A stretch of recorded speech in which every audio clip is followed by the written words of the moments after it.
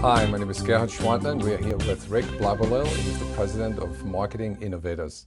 Welcome, Rick. Thank you. Good to be here. We talked about people performance management. What does that mean in terms of how we need to treat employees differently today than in the past? Our employees today are really brand ambassadors. They represent the true value that a corporation brings through its products and services. So we need to treat that as the intangible asset that it is and spend more time and effort on it as an investment rather than a cost. So it's the employee that creates the branded customer experience. Absolutely. We need only to look on how we go to a restaurant and feel when someone acknowledges us and says, "Welcome, I have a table for you, I know what your drink is." We feel very much in their hands. We feel trusted in that organization and in that location. And that's the same thing we need to do with all of our brands and services, is the employee represents that brand. Rick, can you explain how the relationship between the company that creates the product and the company that buys the product, how has that relationship changed? Typically, companies have looked to create customers, and I think today the customer is actually creating companies.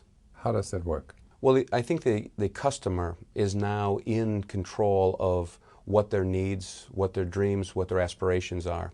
And they're looking for companies to be nimble and agile in creating those products and services that they want to consume when they want to consume it. And that's a very different shift than they would go to a store, go to a location, and then look on the shelf to pick what they want. Right now, it's very different. The customer is in control, and our companies need to be much more agile. Well, my view is that the model that Wikipedia has created is a model of co-creation where a lot of volunteers put in information, put it together, and organize it. And I see a lot of companies co-creating products based on a lot of customer input. Do you see the same thing? Absolutely.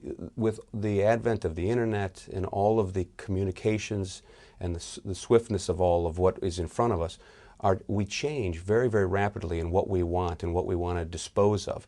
So that's what's driving us as consumers to want very, very different things very quickly, and the companies need to respond to that. How do we reward employees for creating a better customer experience and being brand ambassadors? What we need to do is to show within action what our words are, which is that we value these employees.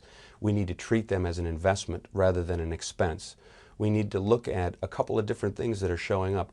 One, that these departments have been in silos, and we need to build horizontal systems, ways for us to communicate across departments. They need to be aligned so that we share information, let people know what we're trying to do, how we're trying to make money within a company, how we want to service, and how we want to produce quality. The other thing that we've got that's very different from the past is we have 4 generations working at one time within these companies. The traditionalists, the baby boomers, the Gen X and the Gen Y. And that in and of itself, it creates a tremendous amount of diversity, let alone we have with ethnicity or gender. And what we have to do is realize that we have to reward and recognize people for all of their different age groups and what they expect in terms of recruitment, communications, rewards, how they want to retire, how they want career paths to go down.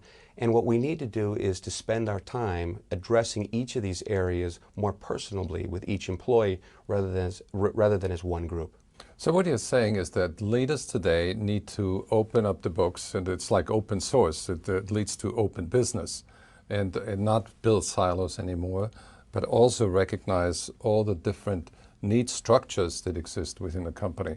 The question is there a system that can address that? There isn't one particular answer, but research is showing us, which is being done by the Forum, by the Incentive Research Foundation, that there are best practices, there are formulas, there are ways to design programs so that you can, in fact, take all of these different personalities into consideration. You can build programs across departments, and so you can reach out to people. And so there's research that's showing how best to do all of these different programs. Thank you, Rick. And tomorrow we continue our conversation with Rick Blabolil. He's the President of Marketing Innovators, and we explore how sales performance programs can impact the bottom line.